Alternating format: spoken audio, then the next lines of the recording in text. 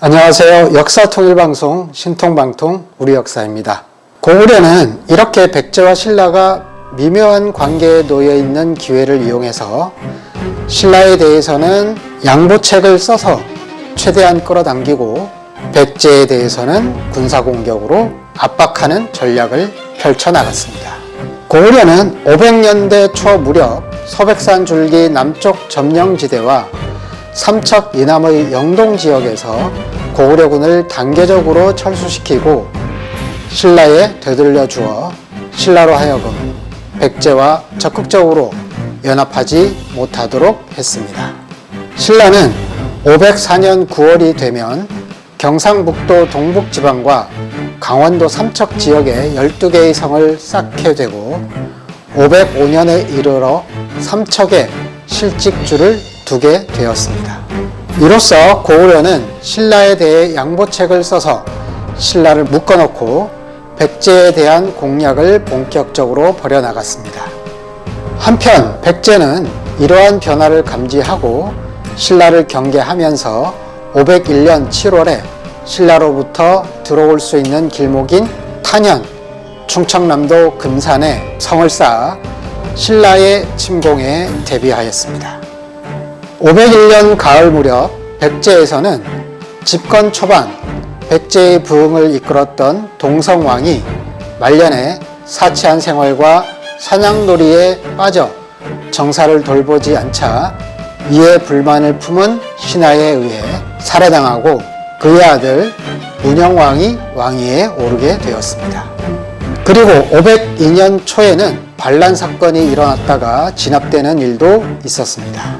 이렇게 백제 내부가 안정되지 못한 상황에서도 백제는 502년 11월 고구려의 남쪽 국경 일대를 침공하였습니다. 백제군의 국경 침범 사건에 대한 반격으로 고구려는 다음 해인 503년 9월에 일부 말가린 부대를 파견해 백제의 북쪽 국경 일대를 공격했습니다.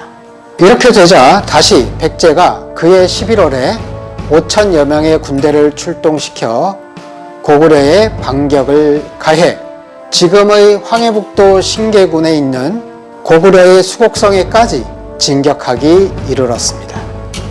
물론 고구려가 수곡성을 빼앗기지는 않았지만 백제의 군대가 수곡성에까지 진격했다는 것은 고구려로서는 심각한 문제가 아닐 수 없었습니다.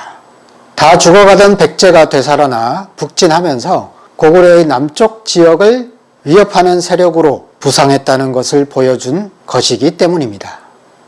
이에 고구려는 506년과 507년 그리고 512년에 걸쳐 백제의 북쪽 국경 일대는 물론 백제 내부 깊이 들어가 오늘의 충남 금산군 추부면 마전리 일대까지 공략하였으나 고구려와 백제가 일진일퇴를 거듭하다가 큰 진전 없이 교착 상태에 들어갔습니다. 519년 고구려에서는 문자명왕이 죽고 안장왕이 왕위에 올랐습니다. 안장왕은 태자 시절부터 삼국통일 실현을 위한 남진 정책에 대단한 관심을 갖고 직접 백제 땅에 몰래 잠입해 적정을 탐색할 정도였습니다. 그래서 안장왕은 왕위에 오른 후 남진 정책을 더욱 적극적으로 추진했고 유리한 대외적 환경을 조성하기 위해 많은 노력을 기울였습니다.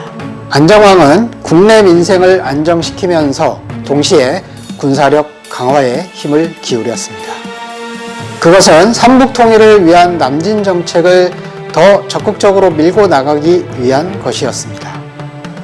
이러한 준비 끝에 523년 8월 군대를 보내 백제를 공격했습니다. 하지만 백제 또한 고구려의 공격이 지속될 것을 예측하고 한강 이북의 성을 보축하고 웅진성을 보수하는 등 전쟁에 대비하는 데 만전을 기했습니다. 또한 백제는 신라와의 관계도 다시 수습해 우호적으로 만들었습니다. 고구려 군대가 남으로 진격해 예성강에 이르렀을 때 백제 군사들이 기습 공격을 감행해 고구려 군대는 제대로 싸워보지도 못하고 철수하고 말았습니다. 이에 안정왕은 529년 10월에 입체적인 군사작전 계획을 세우고 직접 군대를 통솔하여 백제로 진격해 들어갔습니다. 안정왕은 먼저 기본 주력을 예성강 개선과 한강 하류 개선에 배치해 놓고 오늘의 경기도 동남부와 충북 서부 개선에 보조 역량을 배치해 놓아 총공격 명령을 기다리도록 했습니다. 그러고는 수군으로 하여금 오늘의 강화도로 진출시켜 성을 함락토록 했습니다. 이것은 백제의 주의를 다른 데로 돌리기 위한 전술적 조치였습니다. 백제군 또한 만만치 않아 고구려군의 의도를 간파하고 고구려의 기본 전선을 강행 돌파하는 전략을 택했습니다. 백제의 보병과 기병을 합한 3만 명의 주력 부대가 고구려 중심 깊이 파고들게 해 고구려의 기본 전선을 돌파하고 오늘의 황해도 서흥지방의 오곡군의 평야지대 오곡별에까지 진출했습니다. 백제군이 고구려 영토 깊숙이 들어간 것이었습니다. 백제로서는 고구려의 포위 압박 전략을 무력화시키기 위해 역공세를 펼친 것이었고 잘하면 고구려를 일거에 꺾어버리는 대담한 군사작전이었습니다. 하지만 이것은 고구려의 유인작전에 말려든 것이기도 했습니다. 고구려는 일부러 백제를 자기 영내 깊이 유인해 섬멸하려 했다는 것이 이 전투의 결과가 말해줍니다. 이 오곡별 전투의 결과는 고구려의 대승으로 끝납니다.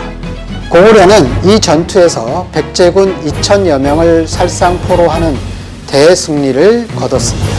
전투에 패한 백제군은 더 이상 견디지 못하고 총퇴각하지 않을 수 없었습니다. 그런데 이때 고구려군이 백제군의 테러를 완전히 차단해 버렸습니다. 백제군은 대혼란에 빠져 무질서하게 도망치다가 대부분 고구려의 포로가 되고 맙니다. 충청북도 서부에서 경기도 남부로 진출한 고구려군은 백제군의 테러를 차단하기 위해 아산만 방향으로 진출했습니다. 이로써 아산만 이북에 있던 백제군은 붕괴되고 아산만 이북 지역은 고구려가 장악하게 되었습니다.